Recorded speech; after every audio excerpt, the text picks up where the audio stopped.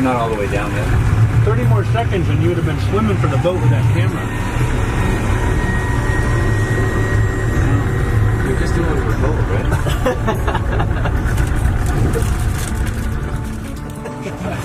Before you yell at me.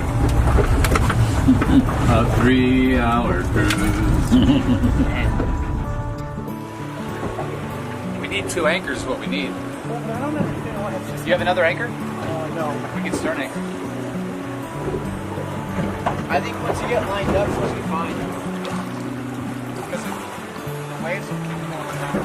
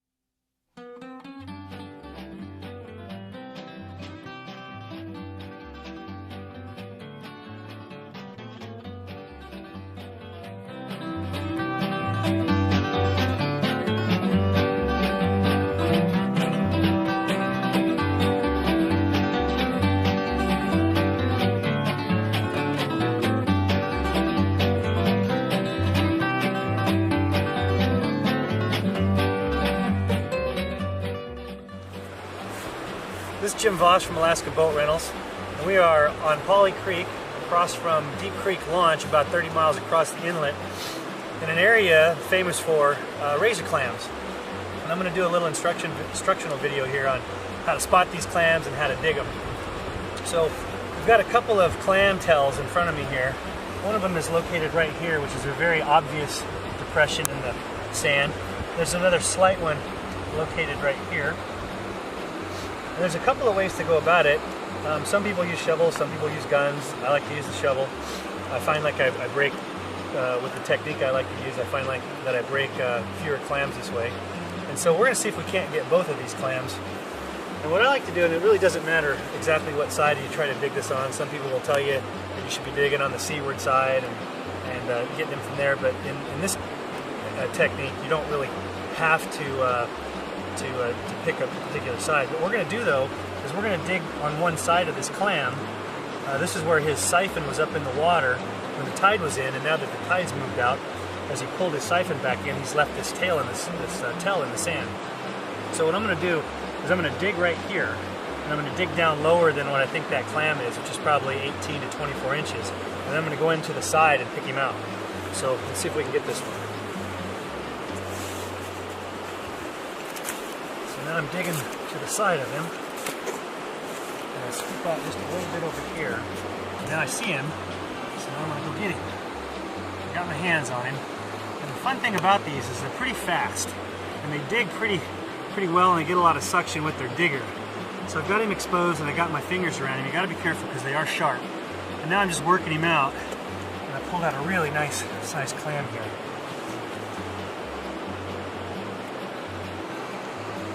Now there was another one over here. In fact, when I dug this one, a depression was left right here because he feels me moving in the sand, so one of them took off. But let's just see if we can go get this one too. He may be so deep now that I'm not able to get him. We're going to find out.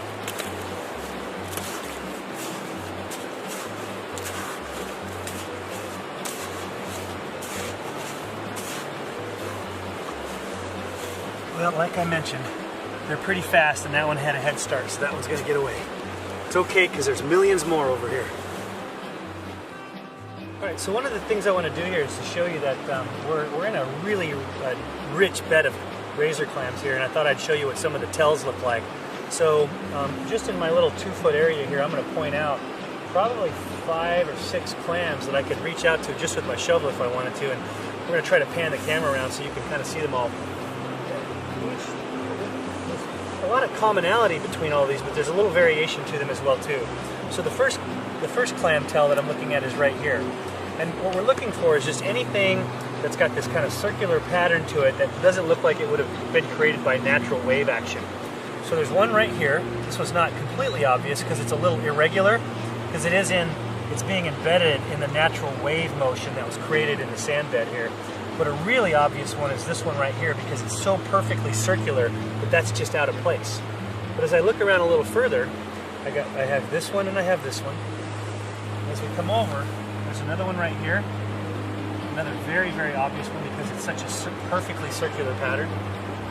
If I step out just a little bit, and that one took off on me. You can see him bubbling in the water, so I'm just going to go get him while we're here. He felt me moving around in the sand, and he took off. So I'm going to do my best to get him. There he is. That's just a little one, not big enough to keep, so we're going to put that one back. And I'll grab this one. Clams over here are so big, it doesn't make any sense to keep the little ones. Put them back and let them grow again. But okay, I've got a handle on this one. He's pretty big. I'm pulling him out. Get him in the water a little bit there. There you go. And I'll show you a couple of the other clam tails that we have around here. Here's another very obvious one, big circular pattern. So there's absolutely a clam right here. There's absolutely a clam right here. And a lot of people will ask the question, can you tell from the size of the hole whether or not it's a big clam or a little clam? And the answer is somewhat. Big holes definitely are left by big clams, but little holes may be a big or a little clam. So in this particular case, I'm going to pick this one over here because it's a fairly large hole. And I saw it kind of siphoning a little bit a minute ago, so he may have felt me moving around on the beach here and decided to take off. So we're going to see if we can get him.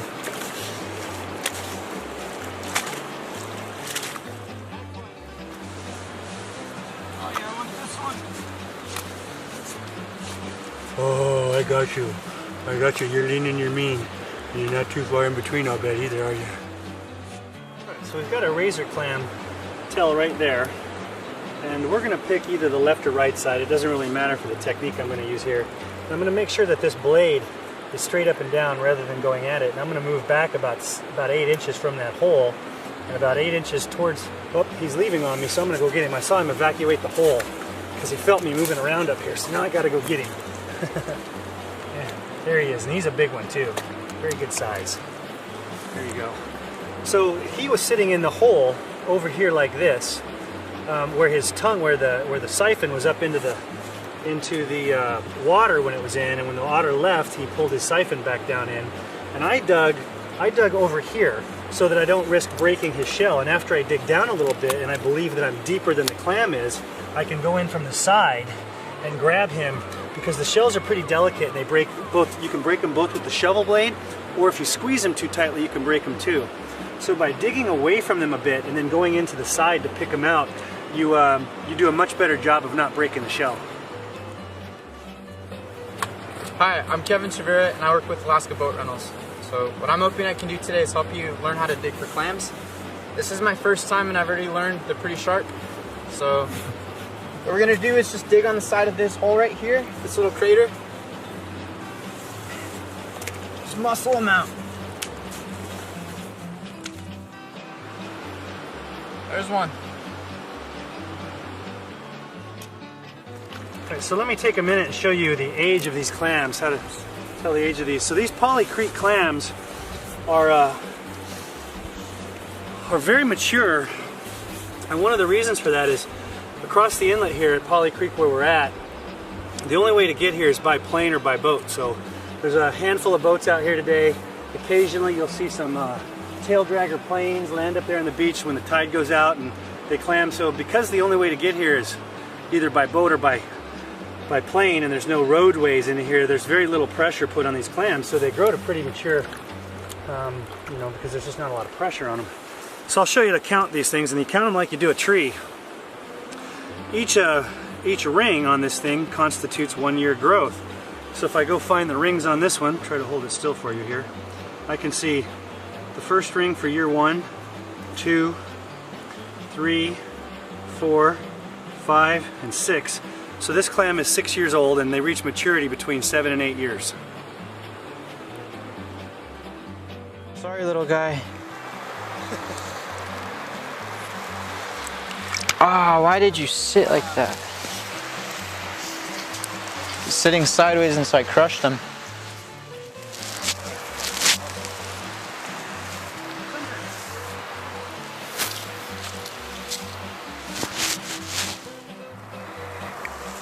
Ah, there you go. Okay, so we're at Polly Creek, across the inlet from Kenai, and a super big tide. So the razor clams are thick. So we got a nice dimple right here. There should be one in there. Let's find out.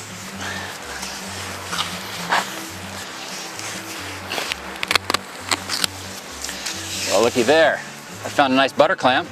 Didn't expect that. But we're going for the razor. And I'll show you my finger in a minute. You'll see why they're called razor clams. Alright, so you dig in there a ways, and then you go in. Oh, there's a bonus right there. One on the other side. Alright, so you go in on the side and feel for them cautiously.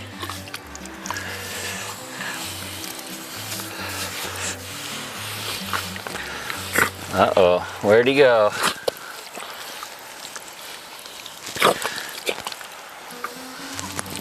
Well, maybe it was that butter clam that I saw, because there's nothing there.